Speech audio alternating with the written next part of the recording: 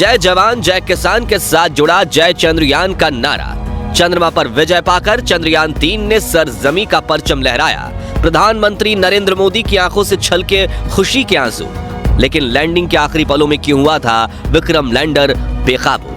दोस्तों, इस वक्त पूरे भारत में खुशी की लहर दौड़ उठी है। हर तरफ सिर्फ इसरो और चंद्रयान 3 के नारे गूंज रहे हैं। और ऐसा हो भी क्यों ना?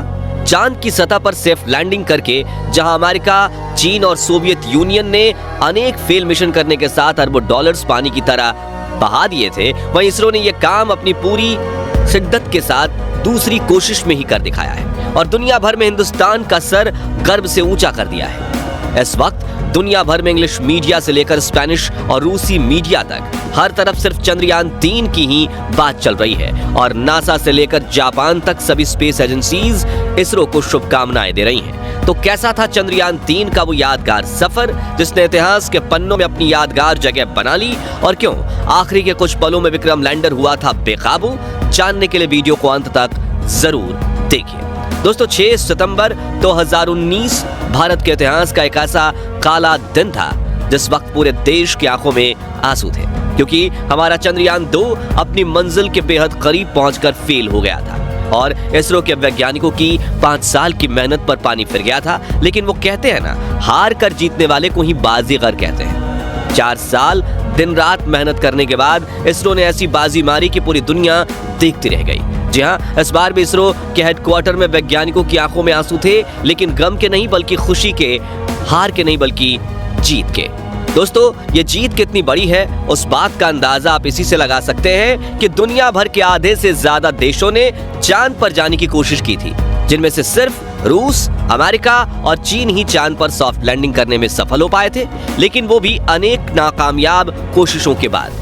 और अब चंद्रयान 3 की सफलता से भारत दुनिया का वो चौथा देश बन चुका है जो चांद पर सॉफ्ट लैंडिंग कर पाया है। और यहाँ पर गौर करने वाली बात यह है कि अमेरिका और रूस ने चांद पर उतरने से पहले अनेक असफलताओं का स्वाद चखा था और अरबों रुपए उड़ा दिए थे, जबकि हमारे भारत ने तो सिर्फ अपनी दूसरी कोशिश में ही सॉफ्ट लैंडिंग कर ली है, और वो भी चंद्रमा के दक्षिणी ध्रुव पर, जो एक ऐसी जगह है जहां आज तक कोई देश नहीं पहुंच पाया है। ऐसे में यह ऐतिहासिक पल इतिहास के पन्नों में दर्ज हो चुका है और हम बड़े गर्व के साथ ये कह सकते हैं कि भारत अब स्पेस रेस में किसी से पीछे नहीं रहा है।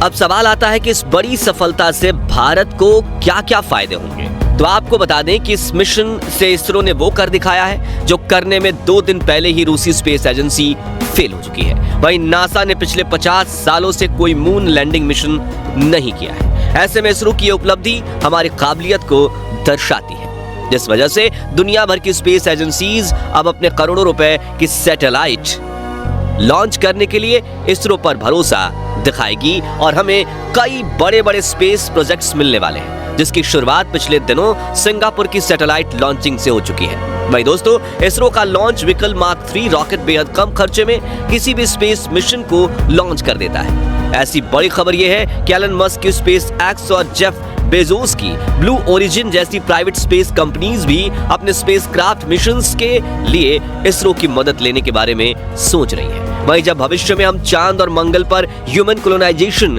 करेंगे तो दुनिया सिर्फ इसरो ही एक ऐसी इकलौती स्पेस एजेंसी होगी जो इंसानों को कम खर्च में अंतरिक्ष में पहुंचा देगी। यानी अब अंतरिक्ष की फील्ड में भारत के लिए सोना ही सोना है। साथियों, चलिए अब घड़ी के कांटे को उल्टी दिशा में घुमाते हैं और चंद्रयान 3 के रोमांचक सफर को एंजॉय करते हैं। तो 14 जुलाई के दिन इसरो ने आंध्र प्रदेश के श्रीहरिकोटा से स्थित सतीश धवन स्पेस सेंटर से चंद्रयान 3 को अपने लॉन्च व्हीकल मार्क 3 रॉकेट के साथ लॉन्च किया, जो दहाड़ मारते हुए चंद्रयान 3 को सिर्फ 16 मिनट में पृथ्वी के वातावरण से बाहर ले गया और पृथ्वी की पहली ऑर्बिट में छोड़ दिया था, जिसके साथ शुरुआत हुई थी बाहुबली चंद्रयान के ऐतिहासिक सफर की। फिर चंद्रयान 3 पूरे 5 बार अर्थ बाउंड मैन्यूवरिंग करने के यानी अपनी कक्षा को बड़ी करते हुए 17 दिनों तक पृथ्वी के चक्कर काटता रहा, जिसके बाद 1 अगस्त को इसरो ने इसे चांद पर जाने वाले लंबे गैलेक्टिक हाईवे पर छोड़ दिया।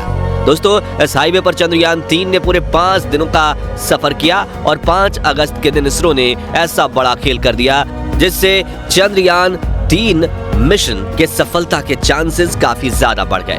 जी हाँ, इस दिन इसरो ने चंद्रयान 3 के इंटीग्रेटेड मॉड्यूल को मून की ग्रेविटी की ओर फ्री फॉल करवाते हुए धकेल दिया और चांद ने भी बाहें खोलकर इसे अपनी ऑर्बिट में पकड़ लिया। फिर अगले 12 दिनों तक चंद्रयान 3 चांद के चक्कर काटते हुए अपनी कक्षा को छोटी करता गया, जिसके बाद 17 अगस्त के दिन इसके प्रपल्शन मॉड्यूल और विक्रम लैंडर को एक दूसरे से अलग किया गया। साथियों, यहीं से चंद्रयान 3 के विक्रम लैंडर का रोमांचक सफर शुरू हुआ था, क्योंकि प्रपल्शन मॉड्यूल का काम इसे यहीं तक छोड़ना था, जिसके बाद विक्रम लैंडर अपने सफर में आगे बढ़ा और 2 बार ऑर्बिट चेंज करने के बाद यह चांद से न्यूनतम 25 किलोमीटर और अधिकतम 134 किलोमीटर की ऑर्बिट में पहुंच गया, जहां से इसे लैंडिंग करके बड़ा कीर्तिमान रचना था।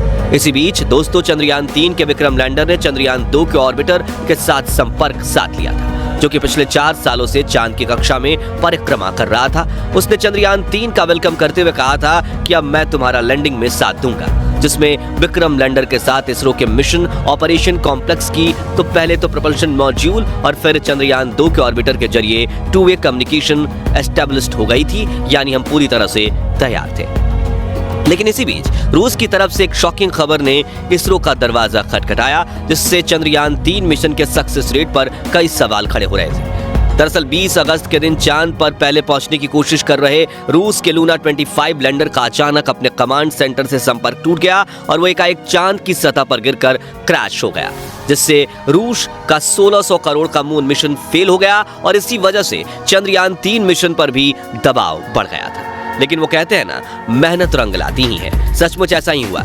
शाम के 5:45 पर चंद्रयान 3 का विक्रम लैंडर अपनी कक्षा को छोड़ते हुए सतह के लिए रवाना हो गया और 10 मिनट का सफर तय करते हुए वो चांद के बेहद करीब पहुंच चुका था। अब आप कहेंगे कि वीडियो की शुरुआत तो जो बेकाबू होने वाली बात कही गई थी, वो घटना कब हुई थी? तो बता दें कि कुछ काबिल वैज्ञानिकों ने बताया कि विक्रम लैंडर जब चांद की सतह पर कदम रखने के बेहद करीब था, तब इसके तरफ एक ज्यादा थ्रस्ट निकलने की वजह से ये एक तरफ थोड़ा झुकने लगा और कुछ सेकंड्स के लिए डगमगाया था। और अगर ये गड़बड़ी ज्यादा होती तो विक्रम लैंडर एक तरफ से उठकर पलटते हुए चांद पर गिर भी सकता था और मिशन तबाह हो जाता।